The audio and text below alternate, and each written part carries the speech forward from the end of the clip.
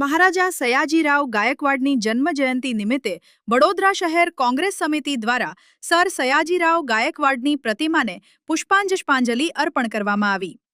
વડોદરાના નિર્માતા મહારાજા સયાજીરાવ ગાયકવાડની દીર્ઘદ્રષ્ટિ આજે પણ પ્રસ્તુત છે। 100 વર્ષ પૂર્વે તેમણે વીજળી વગર ચાલતી ગ્રેવિટી ડ્રેનેજ સિસ્ટમ અને શહેરને પૂરથી બચાવવા આયોજનબદ્ધ ઇજનેરી કામો કર્યા હતા। સયાજી બાગ જેવી 113 એકરની હરિયાળી ભેટ આપી પર્યાવરણની જાળવણી કરી હતી। જો કે વર્તમાનમાં આ ઐતિહાસિક વારસાની અવગણના થતા વડોદરા પૂર જેવી સમસ્યાઓનો સામનો કરી રહ્યું છે। વિરોધ પક્ષોનો આક્ષેપ છે કે મહારાજાએ સ્થાપેલી વ્યવસ્થાઓ જાળવવામાં આજનું તંત્ર નિષ્ફળ નીવડ્યું છે। ડોક્ટર આંબેડકરને શિક્ષણ માટે પ્રોત્સાહિત કરનાર મહારાજાના લોક કલ્યાણકારી શાસનને આજે પણ વડોદરાવાસીઓ આદરપૂર્વક યાદ કરી રહ્યા છે। આજે ત્રીજા સર સયાજીરાવ ગાયકવાડની જન્મજયંતિ છે।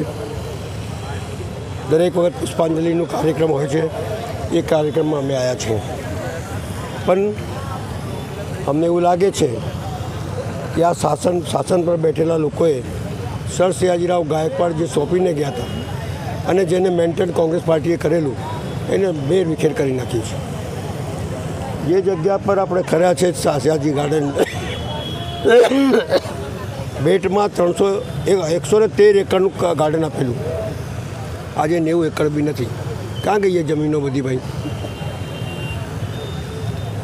આપણો પેલેસ, મહારાજાનું પેલેસ, લક્ષ્મીવિલાસ પેલેસ, જેની સુંદરતા જાળવવાનું સત્તા પર બેઠેલા લોકોનું કામ છે, એ જાળવી શકતા નથી।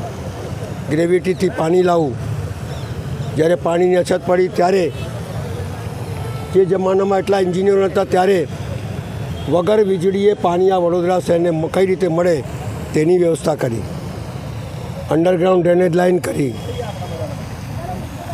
વડોદરાની રક્ષા થાય એટલે નવનાથ મંદિરો બનાવ્યા। અભણ આવ્યા હતા, પણ આવ્યા પછી હિન્દી શીખી, ગુજરાતી શીખી, ઇંગ્લિશ શીખી, મરાઠી શીખી, એ જ્ઞાનનો ભંડાર થઈ ગયા। અને જ્ઞાનના ભંડારની અંદર દરેક કલાકારોની, દરેક ઉત્સુક નાગરિકની કદર કરતા હતા। બાબા આંબેડકરને શિષ્યવૃત્તિથી ભણવા માટે મોકલ્યા, ફૈયઝ ખાનને એમની કલાને સાંભળી અને આગળ વધ્યા। આ પ્રમાણે એમનું જે કાર્ય હતું એ વડોદરા બને, વડનગરી બનાવી અને કોર્નો કાર્પોરેટ લગાવી દીધા, જેનાથી લોકોને ઠંડક મળતી હતી એ ઠંડક બંધ કરી દીધી। એટલે ઊંધું રાજ ચલાવવામાં માહિર લોકોને આ સત્તા સોંપ્યું છે, વડોદરાને ખડોદરા બનાવ્યું છે।